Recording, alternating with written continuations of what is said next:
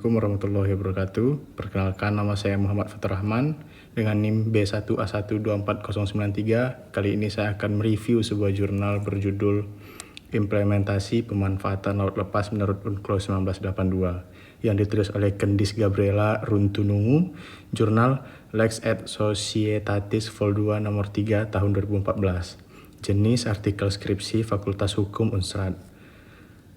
Latar belakang, penulis mengawali pembahasan dengan menekankan bahwa laut merupakan wilayah strategis yang sejak lama menjadi objek kepentingan negara-negara di dunia. Seiring berkembangnya kebutuhan manusia akan transportasi, sumber daya alam, dan penelitian ilmiah laut, khususnya laut lepas, memiliki peran yang sangat penting. Laut lepas adalah wilayah laut yang tidak berada di bawah kedaulatan negara manapun sehingga berpotensi menimbulkan konflik kepentingan antar negara apabila tidak diatur dengan baik. UNCLOS 1982 hadir sebagai instrumen hukum internasional yang mengatur berbagai zona laut, termasuk laut lepas.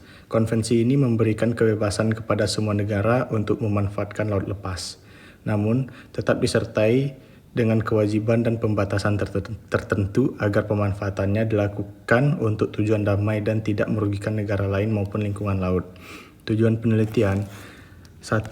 Untuk mengetahui bagaimana implementasi pemanfaatan bentuk-bentuk kebebasan di laut lepas menurut Konvensi Hukum Laut 1982 atau UNCLOS 1982. 2. Untuk mengetahui dan menganalisis pengecualian terhadap kebebasan di laut lepas menurut UNCLOS 1982. Metode penelitian. Penelitian ini menggunakan metode penelitian hukum normatif, yaitu penelitian yang menitik beratkan pada studi kepustakaan.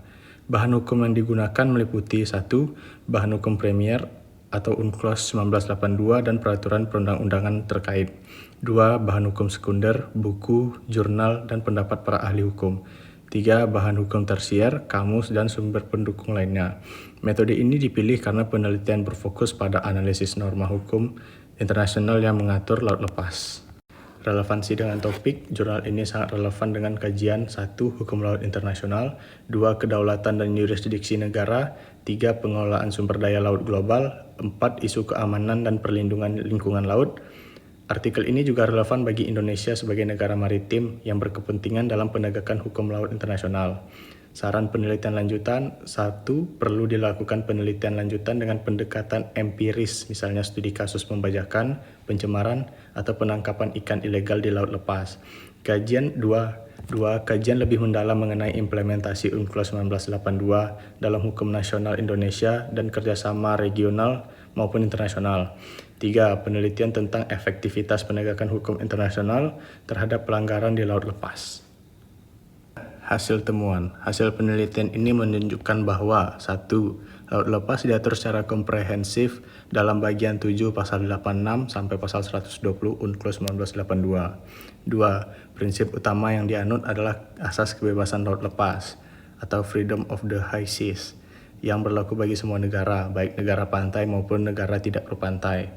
3. Bentuk kebebasan di laut lepas berdasarkan pasal 87 UNCLOS 1982 meliputi kebebasan berlayar, kebebasan penerbangan, kebebasan memasang kabel dan pipa bawah laut, kebebasan membangun pulau buatan dan instalasi lainnya, kebebasan menangkap ikan, serta kebebasan melakukan riset ilmiah.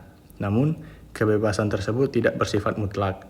UNCLOS 1982 menetapkan berbagai pengecualian dan pembatasan antara lain: 1. Larangan perbudakan, 2. Larangan pembajakan, 3. Larangan perdagangan narkotika dan psikotropika, 4. Larangan penyiaran gelap, 5. Pengaturan pengejaran seketika, 6. Kewajiban mencegah pencemaran lingkungan laut. Negara-negara diwajibkan untuk bekerja sama dalam menegakkan hukum dan menjaga ketertiban serta kelestarian laut lepas. Analisis dan kritik.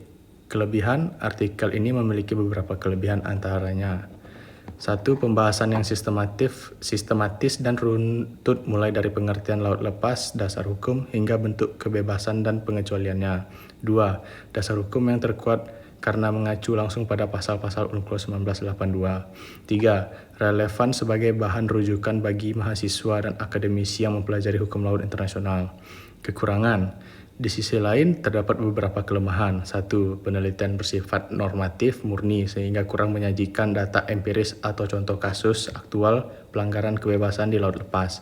Dua, analisis implementasi di Indonesia masih terbatas dan belum dibahas secara mendalam dalam praktik penegakan hukum.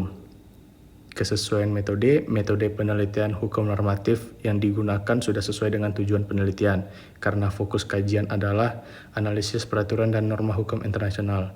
Namun, penelitian akan lebih kaya apabila dikombinasikan dengan pendekatan empiris. Validitas hasil penelitian dapat dinilai valid karena bersumber dari ketentuan hukum internasional yang diakui secara universal serta didukung oleh literatur hukum yang relevan. Kesimpulan, artikel ini menyimpulkan bahwa laut lepas merupakan wilayah laut yang bebas dimanfaatkan oleh semua negara. Namun, kebebasan tersebut harus dilaksanakan secara tanggung jawab, sesuai hukum internasional, dan untuk tujuan damai. UNCLOS 1982 tidak hanya memberikan hak, tetapi juga menetapkan kewajiban serta pengecualian untuk mencegah penyalahgunaan kebebasan di laut lepas.